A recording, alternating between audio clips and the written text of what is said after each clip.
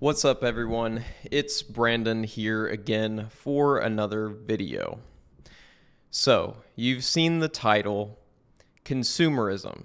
Everybody has issues with consumerism, but what is the other side of the coin? It sounds a little bit clunky, but we could call it producerism. And we're all tied into this nasty sort of cycle, or at least from a certain point of view, you can call it nasty. Of course, consumerism has its problems. Maybe it's really easy to point the finger at wealthy people or people who buy a lot of luxury goods. You can look at the example, Jeff Bezos and his yacht, and he's trying to buy out a city for his wedding. That's so much consumption, it's just unreasonable. Cool. But there's also the issue of someone is producing all of the stuff that we consume in modern life. And we, in fact, almost all of us in the world are directly involved with producing a lot of crap to be consumed. No matter what field you're in or what job you're in. Even if you're a monk, a lot of monks these days are making YouTube videos. They're producing content. They're producing more or less an attention-based product. So, why are we stuck in this cycle of consuming things and of always producing things? Why are we stuck in this constant loop of activity? Well, let's dive into that. For me, I think we can look at humans, the way I like to think about it, I think we can look at humans and realize that we're kind of bastards. Like, we just can't be content with what we have. It's built into our biology. It is built into our nature to desire more. There's, of course, the example of the hedonic treadmill.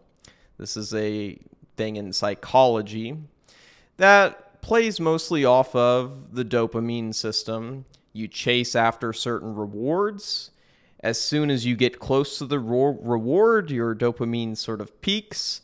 And before you even really get to taste and enjoy some achievement, or even buying something, even getting some new fancy consumer product, even before you get to enjoy that for very long, your dopamine drops back down. Your mind, your body, your personality, you don't really care about that anymore. Have you ever noticed that? Maybe you work really hard to achieve something in school. Let's say you get a certain grade on a test, you study really hard.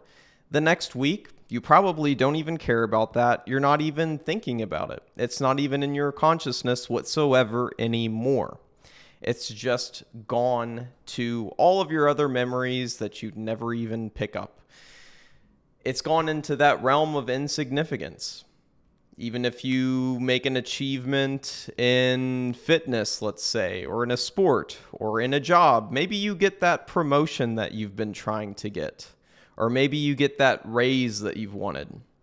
All of a sudden, whatever new level that you've gotten to, it becomes your new normal. And what is this? It's not just consumption. It's also production. It's also trying to always make more, trying to always be more efficient, or to be more active, to work more hours, or to work smarter. We're all stuck in this cycle. I want to be more. I want to create more. I want even things that we see as virtuous. I want to be a better husband or a better father. I want to be a better person to my family.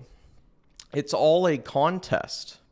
We're all stuck in these little contests with ourselves that at some point or another become useless. They just become a new normal that is forgotten and irrelevant again. And so we have this nasty cycle. You're addicted to more. Have you noticed that about yourself ever? Just think about that. you're always addicted to more, even if it's a spiritual goal. More peace, more enlightenment, more fulfillment, more happiness. I would like to be more content. Like, you can't even see a limit to this. I don't know if I've ever met a person who really was fully okay with what's happening. Maybe for a moment. Even if you look to like a spiritual teacher. I'll use the example. One person I like to follow online is Frank Yang. He talked about being basically fully enlightened, finished with the spiritual path at one point a few years ago. And now what do you see? He's still doing the same thing. He's still acting like there's something more. He's teaching people. He's selling a product or a service of this like enlightenment boot camp. Monks are teaching online, trying to get more students or appear as a more legitimate person or a more pure, person of the Dharma. Like, it's funny. Like, no matter how sacred a person is or they seem to be, they're stuck in this same cycle. They're playing the game. Realize that everyone is playing the game. No one stops playing the game until they die. And who knows what game might be next or isn't next. I say we don't know. A lot of people claim to know, or a lot of people even claim there's nothing after death, as if they can know that with certainty. Anyway, beside the point.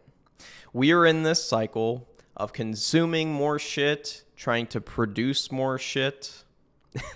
Even if you look at these ideas of consumerism, there's all these luxury clothing brands, or there are all kinds of clothing brands that sell clothes to people who don't really need any more.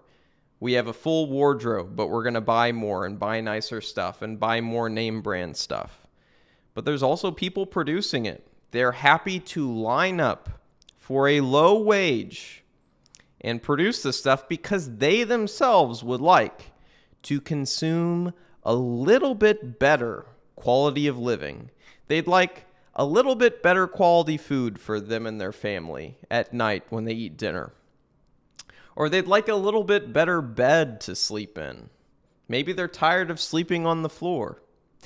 It doesn't matter what level of life you have, what quality of living you have. You could be the richest person in the world, you could be the poorest person in the world, or anywhere in between.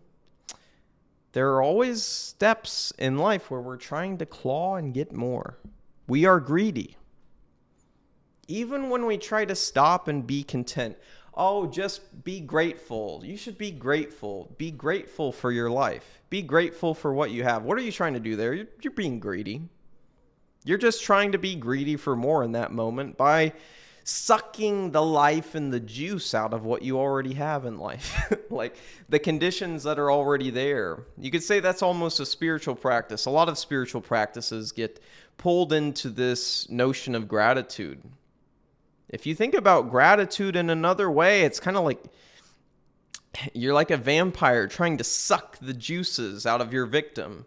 The victim has just now become life as a whole, existence. And you, as this parasite, are trying to suck the contentment, suck the joy, suck the peace, suck the enlightenment out of life so you can truly relish it in a moment. I don't know. That's funny. It's just funny that we're here. I'm trying to suck the juice out of this moment in life as well. I'm trying to make the most of it. I'm trying to, let's make an engaging video. Or I really want to enjoy making the video too. And I better try to get a little bit better lighting. I could have shittier lighting than I do right now. It's not great. It's not like really high production, but I still took steps to produce something more than the minimum that I could have. Why did I do this? I'm just stuck in this same survival process that we all are. And that's just ironic. We can make fun of overconsumption. But what about overproduction?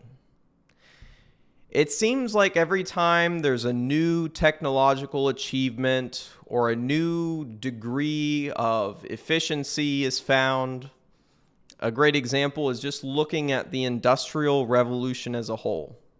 You see that humans all of a sudden started producing way more stuff. Producing stuff maybe at a better quality as well. The invention of electricity, having lighting of all hours of the day, like you can stay up all night. What do we do when we have a light bulb? All of a sudden we just stay up too late. We try to suck more of the juices out of life. We're like a spiritual vampire or like a spiritual parasite. It's funny. We always want more. But yeah, like a good example, the Industrial Revolution. All of a sudden, you're producing more products. Humanity's efficiency goes through the roof. Modernization starts to happen. And it's all just a process of making more shit, making shit that we think is better, and just being more and more active. We can't chill. There's no chill to humanity. There's absolutely no chill to humanity. You're a spiritual parasite, vampiric bastard, and that's okay. That's my message for this video. And yeah, give me a dislike if you didn't like the video. Comment something hateful if you think I'm not the best person you've ever seen in your life. And yeah, I don't know. Have a good day.